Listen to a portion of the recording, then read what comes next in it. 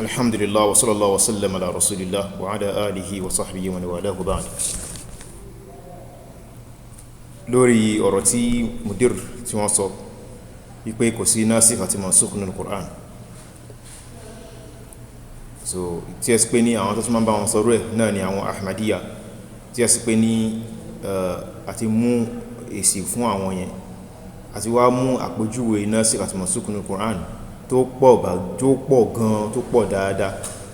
lórí fídíò tá ṣe fún wọn yẹn, eléyìí tá lè rí fásì. So àwọn èèyàn sì ti dá Mudeeru lóhùn lórí pọ́tí fún wọn láwọn àpèjúwe Naasikh àti Mansukh nínú Qur'an. So àwọn tí kò sí nǹkan tó ń jẹ́ bẹ́ẹ̀, kò sí kíní kan ẹ̀rí àwọn àfà wọn ní ẹni tó bá ń sọ pé ní nǹkankan tó jẹ́ olódodo tó fẹ́ correct aburú, ya'lam hujjiyata qawlihi wa ya'lam butlana ma yantaqid. So yóò mọ òdodo in tó ń gbé dání tó fi jó òdodo, yóò mọ ìdí tó fi jó òdodo àtẹ̀rí rẹ̀, yóò wá mọ irọ́ in tó ń fẹ́ takò, ìdí tó fi jẹ́ irọ́ àtàwọn tó jẹ́ ta fi mọ̀ pé irọ́ ni ló fi lè máa sọ pé nǹkan báyìí ò rí bẹ́ẹ̀, ni ó fi lè fi gbogbo ọkàn sọ pé nǹkan báyìí ò rí bẹ́ẹ̀. Kò ṣe ẹni tó fẹ́ takò nǹkan tó tí tó fẹ́ takò gan for the first time gan ọgán ò mọ kókó ẹ̀. So in tó ọgán fẹ́ gbé dání tó fẹ́ support gan kò yíọ, so ìyẹn àtakò ìbàjẹ́ nìyẹn. So tó bá ń sọ pé nǹkan ò tọ́, wọ́n ti nímọ̀ pé nǹkan yóò tọ́ nítorí ìdí báyìí, lẹ́yìn náà torí ọ̀rọ̀ ẹ̀sìn tó sọ pé nǹkan yóò tọ́, lẹ́yìn náà èyí tí ó wá bí dání yẹn ó ti mọ̀ pé òun ló tọ́, òun náà lẹ̀sìn ló correct, èyí ló ń pè ní òdodo ẹ̀sìn. So a ti ṣe fídíò fáwọn náà lórí pé Naasikh àti Mansukh, a dẹ̀ ti mú ẹ̀rí àpèjúwe Naasikh àti Mansukh tó wà ní Kùránì tó pọ̀ dáadáa, àpèjúwe Naasikh àti Mansukh tó wà ní súra kan tọ́lọ́run fi tó lọ parẹ́ ní súra míì, àpèjúwe Naasikh àti Mansukh tó wà ní súra kan tẹ́ pé ní súra yẹn náà lọ́n ti parẹ́,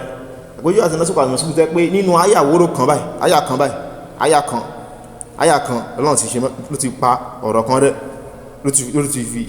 ti fi mí replace ẹ̀ nínú àyà kan péré, gbogbo àpèjúwe ó ti wà àti mọ́pọ̀lọpọ̀ wà ní fídíò wa. So a rí pé àyà tọ́lá sọ pé nínú Suratul Baqarah 162 kan ní Ọlọ́run ní ma nansakh min ayatin aw nunsiha inú wáyà mi aw nansaha na'ti bi khayrin minha aw mithliha. A ní pa àyà kan rẹ̀ àfi ká mú ọ Muhammad ká mú ìgbàgbé rẹ̀ sallallahu alaihi wasallam, àfi ká mú irú rẹ̀ míwà, àfi ká àbí tó dájú lọ.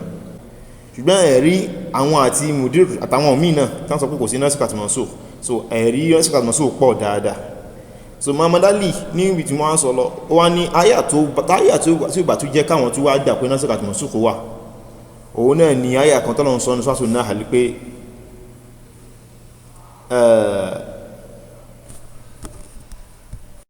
tọ́lọ́run ní wa idha baddalna ayatan, nígbà tá bá change àyà kan makana ayatin fún àyà mi, ó ní lè clear pé Ọlọ́run fi àyà kan change fire mi. Ó ní ṣùgbọ́n nǹkan táwọn fún nígbà ni pé súrátù yìí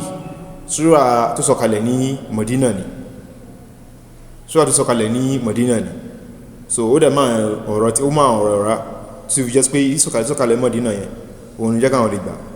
So àwa sọ fún pé ní kàtẹ̀mátì ti bẹ́ẹ̀ fà gan pé tó ń ti gbé ìsọ̀kalẹ̀ Mọ̀dínà tó kò bá nǹkan tí tó bá òdodo ọ̀rọ̀ náà jẹ́ láti má jẹ́ Naasikh àti Mansukh mọ́. Ṣùgbọ́n a tún wá dá ọ lẹ́kọ̀ọ́ pé àyà yìí àwọn àfáà ní Mẹ́kà ló ti sọ̀kalẹ̀. So àwọn àfáà tafsir bí Ibn Kathir tẹ́ bá lọ wo Suratul Nahl chapter 16 of the Quran, kí ló máa ń pè bí preface tí àwọn àfáà sọ kó tó bẹ̀rẹ̀ tafsiru súra yẹn, tí tafsir àwọn àfáà bí Ibn Kathir láwọn tẹ́ pé wọ́n gba ọ̀rọ̀ wà látọ̀dọ̀ àwọn ọmọ kéwù àwọn sàbí ànábì, táwọn sàbí ànábì sí gbà látọ̀dọ̀ ànábì direct. So wọ́n sọ pé Suratul Nahl inú súra tó sọ̀kalẹ̀ ní Mẹ́kà ni, so ló bá tútọ́. So ó gba àwọn èèyàn náà ó sì ń lọ lórí Ahmadiyya. Ṣùgbọ́n a fẹ́ mú ẹ̀rí kankan wá nípa pé ṣe Naasikh àti Mansukh ṣe ó ṣàpèjúwe wà ní Kùránì, àpèjúwe wà ní Kùránì dáadáa ni. Ǹjẹ́ àwọn sàbí ànábì gan ṣe Gbolohun Naasikh àti Mansukh ṣùtẹ̀ jáì lẹ́nu wọn, ìyẹn lè fẹ́ sọ tó bá ti sọ tó pọ̀ lórí yẹn already tí ó ń ṣe fídíò wọn bí wọ́n náà wà pápá. Ṣùgbọ́n ìtafẹ́ mú wá tó lásìkò àyín lè mú ju bí méjì náà wà lórí ilé náà. Òun náà ni pé Gbolohun Naasikh yìí gan ṣáwọn sàbí ànábì tiẹ̀ ṣán wí bẹ́ẹ̀ rí, ṣán tiẹ̀ mọ̀ ṣe táàmù yẹn ṣán lò. Lẹ́yìn náà ìmọ̀ kan ní ta máa ń kọ́ inú sáyẹ́nsì Quran ló wà, inú sáyẹ́nsì Quran àti hadith ní Naasikh àti Mansukh wà. Ṣáwọn sàhábà ṣọ́dá wálà ìmọ̀ yìí láàrin ara wọn, ṣọ́ dìbétì ìmọ̀ yìí láàrin ara wọn. So a rí tàbáwọn ní Sahih Bukhari mi ní láfàá láti ṣí ó rẹ̀ owó dẹ̀wò mi kí n ṣe bọ̀ tó lásìkò. So a rí pé hadith tí Alqama àbí Hubayd tó gbà wá, ó ní ahsabuhu ibn Umar, ó lóun òkè, ó ní ọkùnrin kan láyà nínú àwọn sàbí ànábì, ó lóun dẹ̀ ń rò kó dà pé Abdullahi ibn Umar bù lẹ́ni ẹ̀. Kí ló sọ? So ó ní áyà tí Ọlọ́run sọ kalẹ̀ so látọ̀rọ̀ Marwan ni. So ó ní látọ̀rọ̀ Marwan, ó ní látọ̀rọ̀ Marwan al-Asfar, ó ní látọ̀rọ̀ ọkùnrin kan min ashabi Rasulullah, ó lóun òun sì ń lérò rẹ̀ pé Abdullahi ibn Umar ni. Ó ní ó sọ pé ní áyà tọ́lọ́run sọ kalẹ̀ yẹn, ó ní wàyín tọ́lọ́run sọ pé ní wàyín tubidu ma fi anfusikum aw tukhfuhu. So áyà yẹn le, àwọn mùsùlùmí ọdí áyà yẹn ní nǹkan tó le fún àwọn láti má lè ṣe, pé kódà ní tí ń bẹ̀lẹ̀ mi tẹbá pàámọ́ sínú ẹ̀mí abẹ́tẹ̀ bí síta yuhasibukum bihi Allah àṣìṣò rẹ̀ kò yé wa, nǹkan kan wà lẹ́mìí wa, nǹkan wá jẹ́ nǹkan burúkú,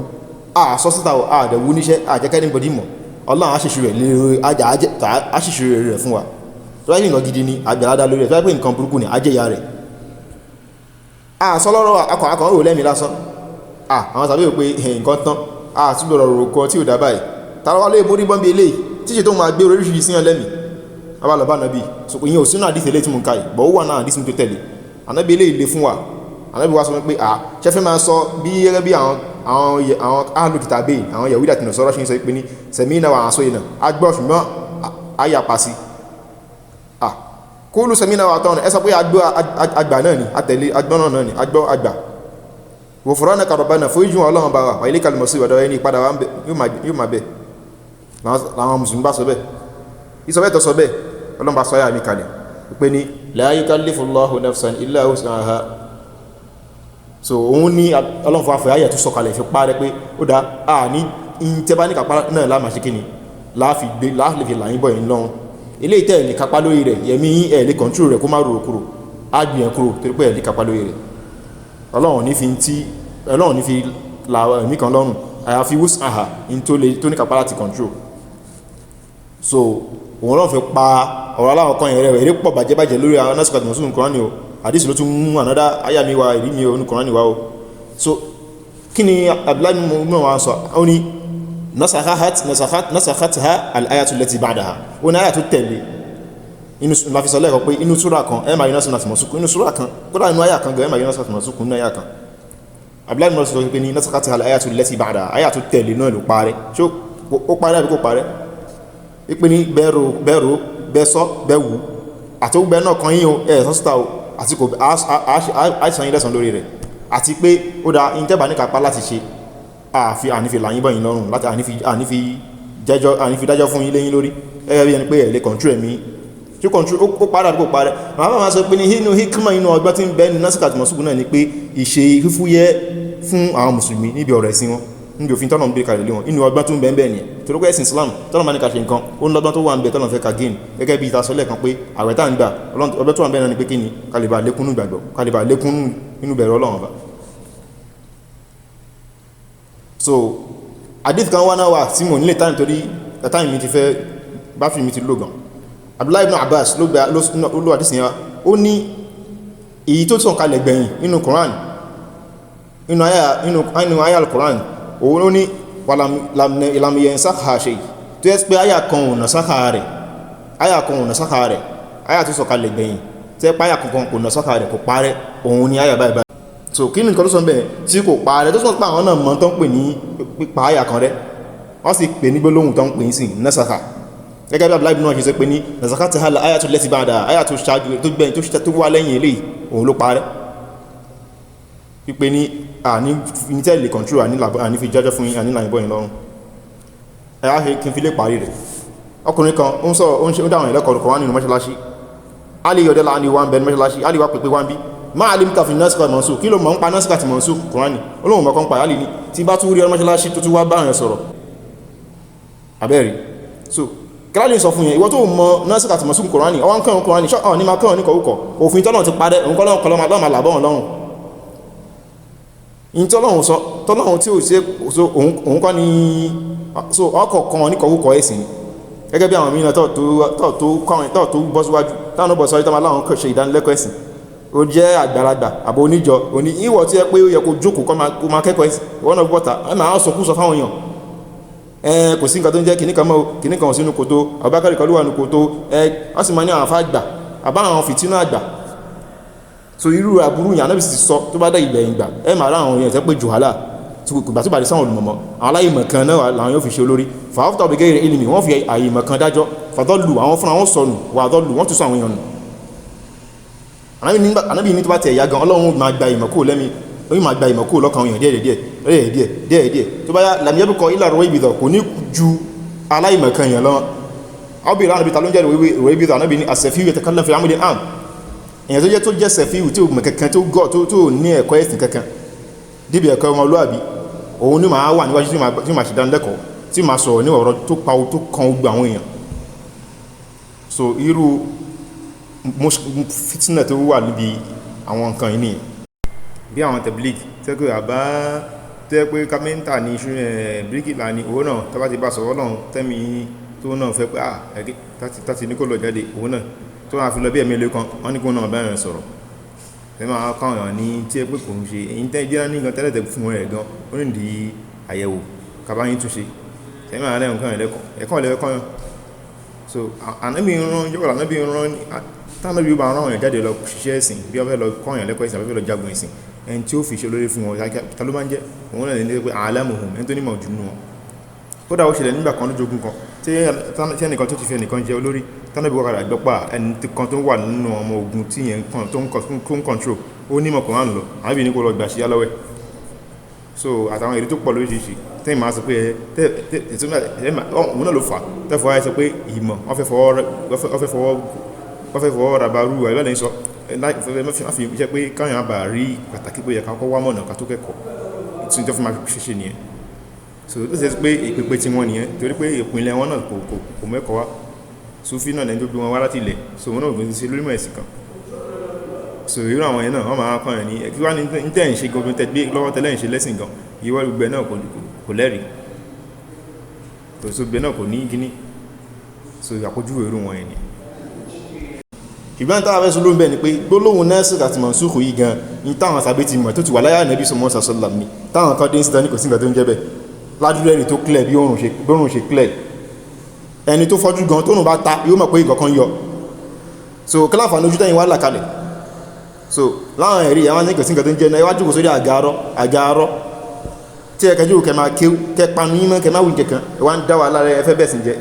anábìsí sọ bá dẹ́yìn bẹ̀yìn gbà àwọn dùn áàtì àwọn orí náà àwọn èèyàn máa ń fẹ́ tó náà tó gbà wọn sòwò tó pé súnà Ànábì ni wọ́n ní ẹti bà wọ́n jẹ́ láti di pé kọ́sùmọ̀ kó òdó ló ń sọ so àwọn èèyàn náà sì kèrè àwọn náà kúkú fẹ́ òdodo èyí wọ̀nyí náà lè máa ń wá àwọn náà sì sọ irú àwọn tẹ́ ń wá yẹn náà ẹwu ìtànàbí ni wọ́n ṣe fún yín aláàbò àbì náà retí náà ni àwọn olùpèpè tó bá yá ẹlẹ́pàdà rí wọn ó dúró sí mọ̀nà àtọ́ àwọn ẹni bá di gbọ́n tó ń sọ kọ̀tà fún òfin à wọ́n máa jù wọ́n sínú náà ni tẹ̀lé irọ́ tó ń sọ fún ẹbí tó wà nẹ́sìn tó ní kò sí nẹ́sìn kó tẹ̀lé kó má tẹ̀lé wọn àhàn bá tó bá ti kú nínú náà lọ́nà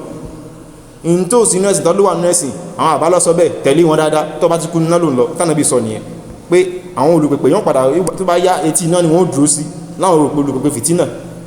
mọ̀nà àtọ́ àwọn mẹ́rin tó bá ti gbọ́n tó ń sọ tó tí àláwọn àbá náà ni àwọn bàbá kìíní kan kọ̀sà fún òfin à inú tó bá ti ń gbọ́ báyìí wọ́n máa jù wọ́n nù náà ni ìyẹn ni pé ní in tó ń kọ́ ẹ tí wọ́n náà tó gbọ́ tó ń gbọ́ pàwọn oníṣù náà sọ pé bẹ́ẹ̀ kò rí bẹ́ẹ̀ tó sì mẹ́rin wa ó ṣàtakú tó bá ti kú orí rẹ̀ náà ló bá kú inú náà ló ń lọ ìtumọ̀ ìtànà ní ìsọnù ilé ìtàsọ̀ ẹ̀kọ́ lẹ́jọ́ ìṣẹ́ wà láǹfààní láti ẹ̀kẹ́ wọn sallallahu alaihi wa sallam ala rasulillah wa ala alihi wa sallam subhanakallahumma bihamdika ashhadu an la ilaha illa anta astaghfiruka wa atubu ilayk